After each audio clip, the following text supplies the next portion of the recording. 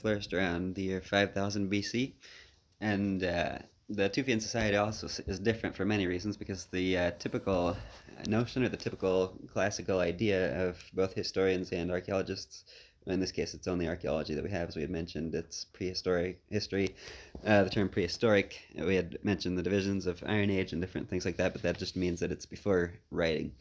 And so without writing, ultimately it's all that we have is archaeology. We don't have history yet, but that means we don't have any any records to go off of, no hieroglyphics, no alphabet, and we'll cover the invention of the alphabet and all these technologies as we go along here. But for today's purposes, we're just covering the Stone Age, and so we don't have any of those to go off of. All we have is the physical items, the objects that we've found, which is archaeology. Not there is no history without the written record. So.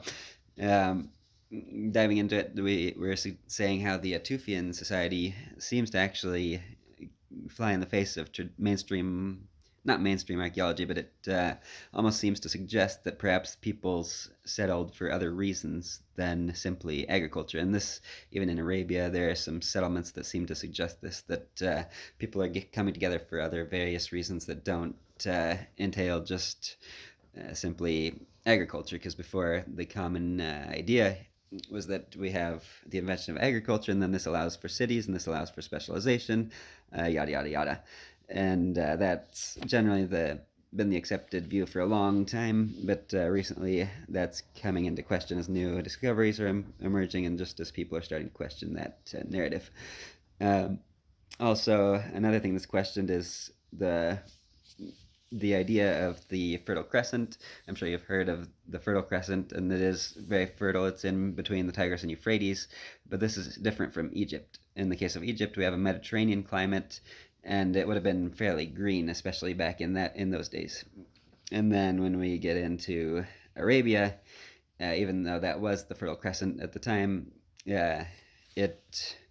Arabia itself is quite a desert. But then the Fertile Crescent refers to the area between the Tigris and the Euphrates. And so that'll have an important role. Just get that out of the way in this video, knock it out, because that's going to the Fertile Crescent is going to play a huge role in the videos to come and in the ages to come after the Stone Age. Also, I wanted to talk briefly about where are these people coming from. And is there such a thing as a cradle of civilization, or are there multiple cradles of civilization?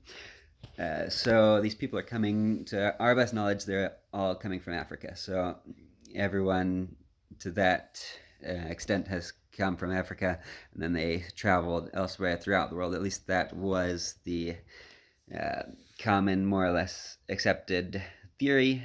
Again, that's being called into question with various things in regards to North America. Who founded North America? Was it, in fact, the land bridge, or was it something else? But this isn't talking about North America. We're talking about the Middle East. So getting back on focus, there's other issues which are also being now kind of called into question, and that is, one of those is, what is a cradle of civilization? It was said that the Fertile Crescent was the cradle of civilization, but now it's generally accepted that there are more than one. We have the Indus River Valley civilization, for example. In India, we have the earliest settlements of China along the Yangtze, or the Yellow River, and then we also have the Olmecs in the Americas, and then other civilizations as well.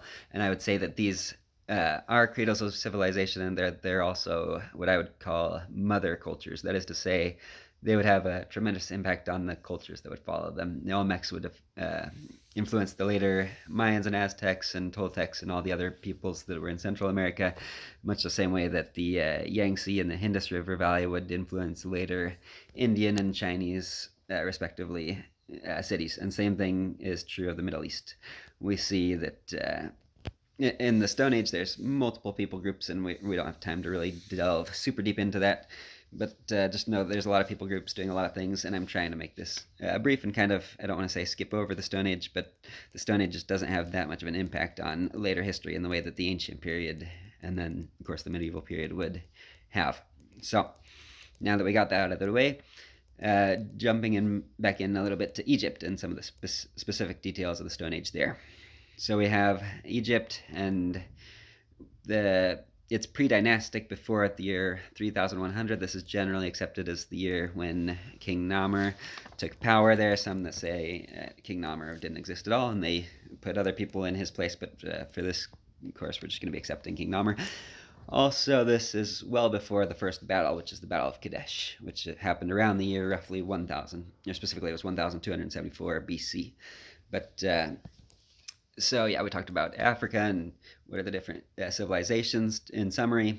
And then, I'm sorry, before we wrap it up, we have the Hufa civilization, and we have the city of Wadi. I hope I'm pronouncing that correctly. And this is around the year 1000 BC in Egypt. So this well predates the Israeli settlement, at least according to our best knowledge with archaeology. The thing about archaeology is it's constantly changing as new discoveries are made. But to our best knowledge, the first civilization was either the first or one of the first. Again, it's contested, but we're just going to be saying it was in Egypt around the year 1000 BC. Or, I'm sorry, 100,000 BC. I apologize. But for the purposes of this course here, we're just going to be accepting that, but there are other cities that also try and claim that they are the oldest. Ultimately, Egypt and the rest of the Near East, the ancient civilizations there, they're all extremely old.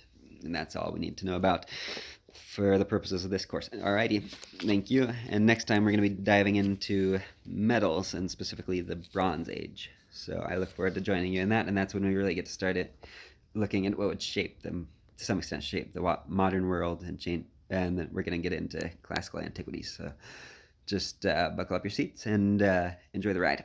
Thank you.